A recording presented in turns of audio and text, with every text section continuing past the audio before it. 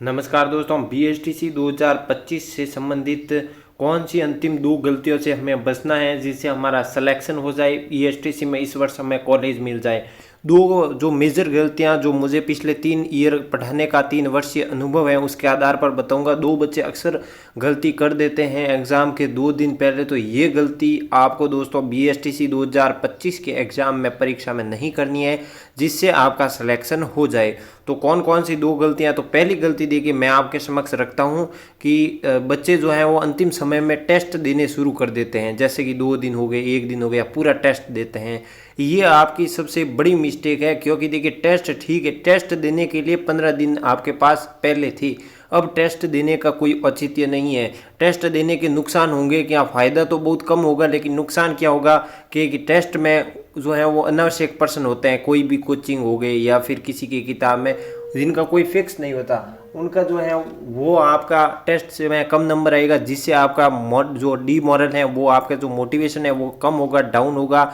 इससे आपकी अभिप्रेरणा जो है वो कमज़ोर होगी। तो इसके बचने के लिए टेस्ट नहीं देना चाहिए। जो नंबर आएंगे अब एग्ज़ाम में ही आएंगे, ये मान के चलना है, जिससे आपका जो है वो सिलेक्शन में कोई दुविधा ना हो। नहीं तो आप अच्छे पढ़े की टेस्ट दिया कोई, उसमें कम नंबर आ गए, आपके जो एग्ज़ाम में जाओगे तब तक मन मस्तिष्क में यही बात चलेगी। तो इसलिए टेस्ट आपको अभी नहीं देने हैं। ठीक है, शिक्षण अभिरुचि के प्रश्न मिले, ये रीजनिंग के प्रश्न आप देख लीजिए, इस प्रकार से 15-20 क्वेश्चन जो देखते आ रहे हो ऐसे देखिए, बस टेस्ट आपको नहीं देना है। दूसरा कारण कि काफ़ी बच्चों को मैंने देखा कि एग्ज़ाम पास आते हैं तो ओवर थिंकिंग शुरू हो जाती है, यानी बहुत सोचना, पढ़ाई कम कर देते हैं और सोचना ज़्यादा हो जाता है।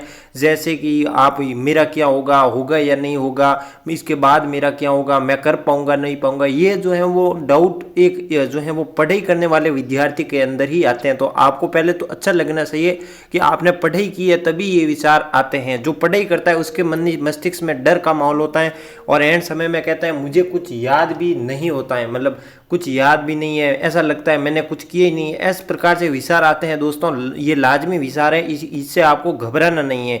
ये नकारात्मक ऊर्जा होती है, इसको आप नहीं जो है वो साइड कर दरकिनार करते हुए आगे बढ़ना है। तो इनसे बचना है। हमेशा अच्छा ही होगा। आपके जो नियति में लिखा है दोस्तों वो आपको मिल जाएगा। आपके पास सिर्फ मेहनत का विकल्प होता है। मानव के पास एक मेहनत ही है दोस्तों, जिसके बल पर वह सब कुछ हासिल कर सकता है। बाकी जो नियति में लिखा है वो अटल है दोस्तों, उसके लिए आपका जो है वो आप कुछ नहीं कर सकते। तो यही सोच के, यही मान के आप अपना 100% देना है। और जब एग्जाम टेबल पर बैठो, पेपर आपके हाथ में हो, तब एक ही विचार करना, सिलेक्शन होगा तो मेरा ही होगा दोस्तों, बाकी किसी का नहीं होगा। और जैसे ही पेपर देने के बाद एग्जामिनर को पेपर दो, उसके बाद यही बात कहना, अब होगा वही जो ईश्वर चाहे, होगा वही ईश्वर चाहे, अब मेरे हाथ में कुछ नहीं है। इस विचार से करोगे तो कभी भी जीवन में दुखी नहीं होगे। ये दो गलतियां आपको नहीं करनी है, जिसे ये अगर आप करते हो तो काफ़ी हद तक आपके ऊपर एग्जाम पर प्रेशर बनता है, जिससे प्रश्न काफ़ी गलत होते हैं।